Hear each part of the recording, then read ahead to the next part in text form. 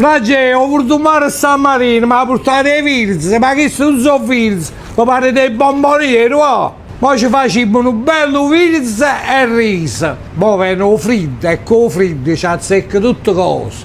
In minestra fanno bene, virus e riso, pasta e fagiolo, pasta e patate. Chi ne tiene, chi ne mette. L'uomo ci foglia fuori e pigliamo l'anima. Abbiamo il taglio verso. L'uomo dice che la dice malo a.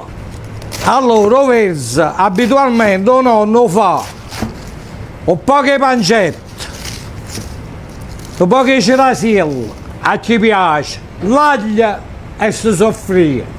Quando sente l'aglio bello arrosolato, piglia o verso e lo metti dentro. Aspettate un secondo che mi faccio vedere. Cominciamo con l'olio. L'olio è quello che basta, vedi?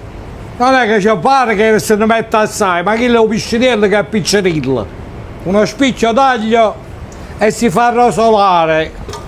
L'aglio è biondo e lo togliamo, mettiamo giù la pancetta, quando la pancetta è arrosolata si mette giù la verza, si fa una bella girata così ovrita attorno al fornello.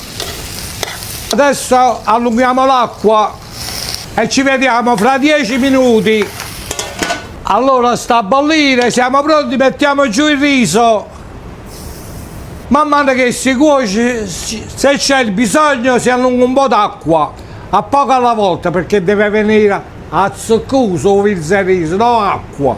Il riso è pronto, impiattiamo. Sempre porzioni generose, ci chiamavano generose, siamo un coppia di quartieri generosi, sempre in economia, ecco qua. Abbondiamo la fascia della mano tirata e chi sta un piatto che i giovani oggi non lo mangiano più, ma è un piatto buonissimo. O nonno dice, vi consiglio, assaggiatelo.